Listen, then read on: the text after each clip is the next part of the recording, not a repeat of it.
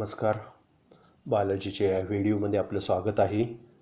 आपण गेल्या वेळेस pumping action of the heart हा भाग पाहिला होता. त्यानंतर आजचा जो भाग आहे तो म्हणजे कंडक्टिंग टिश्यू ऑफ हार्ट.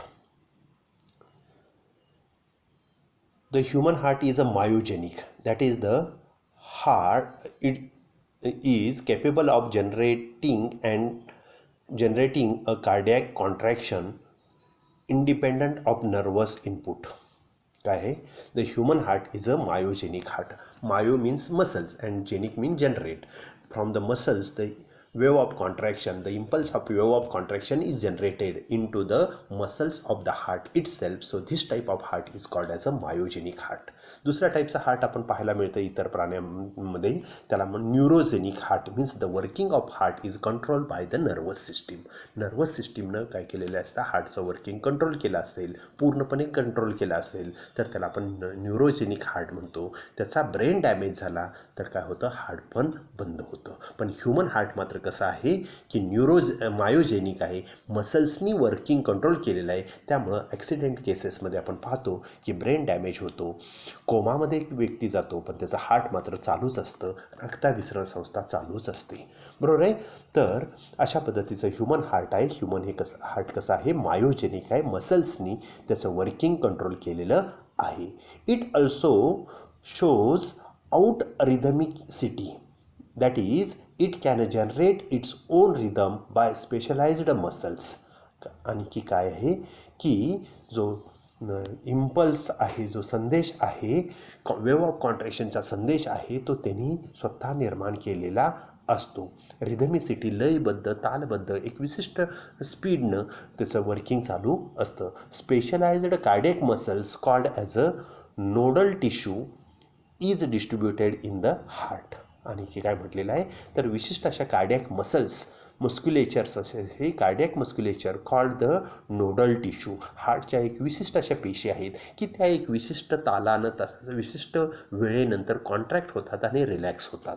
बरोबर आहे. हे इतर मसलपेक्षा वेगळे आहेत म्हणून त्यांना काय म्हटलेलं आहे, कार्डियक मसल्स म्हटलेलं आहे. कार्डियक मस्क्युलेचर हे कशाला, त्यालाच आपण काय म्हणतो, नोडल टिश्यू असं म्हणतो.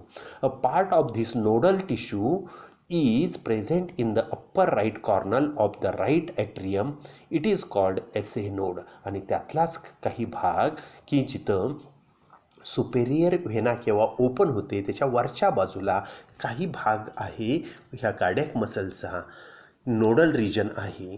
ह्या नोडल टिश्यू आहे विशिष्ट मॉडिफाईड झालेला की generate wave of contraction generate करणारा मसलचा भाग, कार्डियक मसल्स, स्पेशल मसल्स आहेत. हा पार्ट कुठं आहे, upper right corner of the right atrium. Right ॲट्रियमच्या वरच्या बाजूला राईट कॉर्नरला आपल्याला पाहायला मिळतं.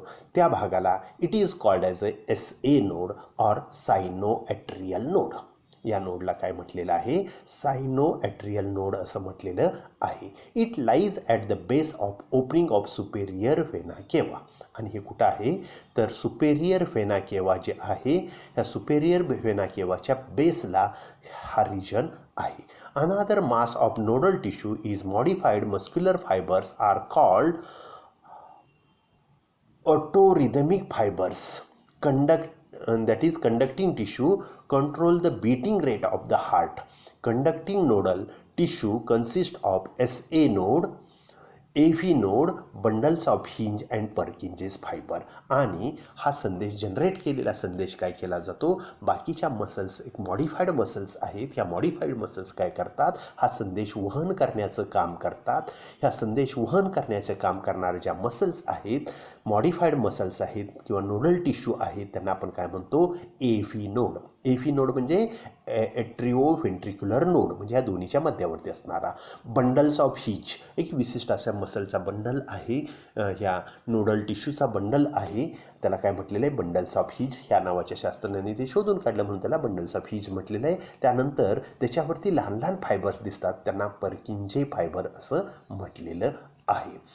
Conducting system of heart. आता हे मॉडिफाईड मसल्स या कंडक्टिंग टिश्यू ऑफ द हार्टमध्ये SA node, AV node, bundles of hinge and Purkinje's fibre हे मॉडिफाईड कार्डियक मसल्स आहेत. आणि हे काय करतात, SA नोड, वेव्ह ऑफ कॉन्ट्रॅक्शनचा इम्पल्स जनरेट करतो आणि बाकीचे काय करतात, वहन करण्याचं काम करतात. त्यानंतरचा भाग आहे conducting system of the heart. SA node, त्यातला पहिला पार्ट आपण पाहतोय. SA नोड, इथं बोल्ड पाहिजे होतं. It is present in the right atrium. It acts as a pacemaker of heart because it has the power of generating a new wave of contraction and making the space of contraction. काय आहे, SA node हा काय आहे, तर हा right ॲट्रियममध्ये असलेला हा part आहे. ह्यालाच आपण काय म्हणतो, पेसमेकर असे म्हणतो. पेसमेकर ऑफ द हार्ट म्हणतो. आणि तो काय करतो, वेव्ह ऑफ कॉन्ट्रॅक्शनचा काय करतो, संदेश इम्पल्स जनरेट करतो आणि तो ठराविक वेळेनं संदेश निर्माण करतो. त्यामुळं काय होतो, ते त्याच्यामध्ये मेकिंग द स्पेस ऑफ कॉन्ट्रॅक्शनमध्ये काय होतो, काही अंतर ठेवण्याचं काम करतो. एकदम सातत्यानं हृदय कॉन्ट्रॅक्ट रिलॅक्स होतं, तर त्याच्यामध्ये एक ठराविक वेळ हा कॉन्ट्रॅक्ट आणि ठराविक वेळ रिलॅक्स हे करण्याचं काम तो करतो. SA node passes the contraction to the left ventricle. Node passes the contraction of the left ventricle and also to the AV node.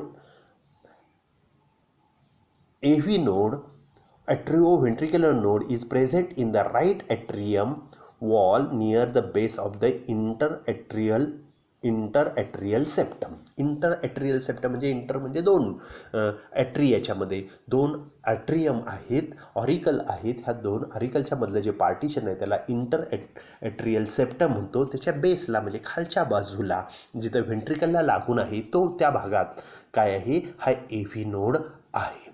It acts as a pacesetter of heart. आणि हा काय करतो, पेस setter म्हणून काय करतो, काम करतो. It acts as a relay centre. हा काय करतो, रिले सेंटरसारखं काम करतो. आलेला मेसेज ग्रहण करतो आणि पुन्हा प्रक्षेपित करण्याचं काम करतो. म्हणून त्याला आपण काय म्हणतो, relay centre. AV node acts as अ रिले सेंटर. तिसरा पार्ट आहे बंडल्स ऑफ हिंज. आता रिले सेंटर म्हणजे उदाहरण सांगतो म्हणजे लक्षात येईल. सकाळी 7च्या बातम्या मुंबई केंद्रावरून लागतात, पण सातारा आकाशवाणी केंद्रावरती त्या काय केल्या जातात, आकाशवाणी आपल्या सर्व भागामध्ये ते पोहोचू शकत नाही साताऱ्याच्या, म्हणून ते काय करतात, सातारा आकाशवाणी केंद्र ते काय करतात, रिसिव्ह करतात आणि पुन्हा त्याच प्रक्षेपित करतात. आपण सातारा केंद्र लावलेलं असतं, पण अनाऊन्समेंट होते हे मुंबई केंद्र आहे. बरोबर आहे, कारण ते तिथला हे फक्त काय केलेलं आहे, पुनर्प्रक्षेपण केलेलं आहे. आणि काही कार्यक्रम हे स्वतःचे असतात. तर तसे AV नोड हे काय आहे, रिले सेंटर म्हणून काम करतं. तिसरा पार्ट आहे बंडल्स ऑफ हिंज किंवा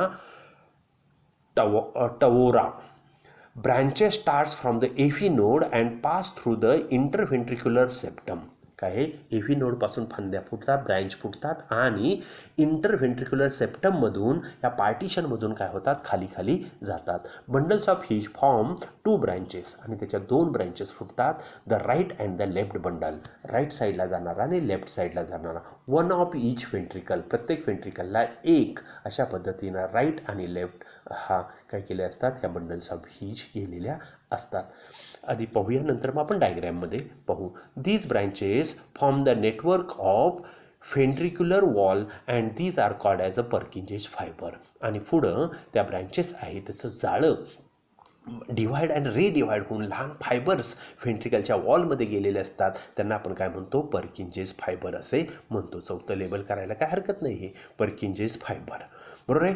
bundles of hinge and Purkinje's fibre spread the impulse in ventricle. Bundles of hinge and Purkinje's फायबरचं फंक्शन काय आहे, टू कंडक्ट किंवा स्प्रेड द इम्पल्स ऑफ कॉन्ट्रॅक्शनचा संदेश प्रसारित करणे, व्हेंट्रिकलच्या सगळ्या सेलपर्यंत पोहोचवणे हे त्याचं काम आहे.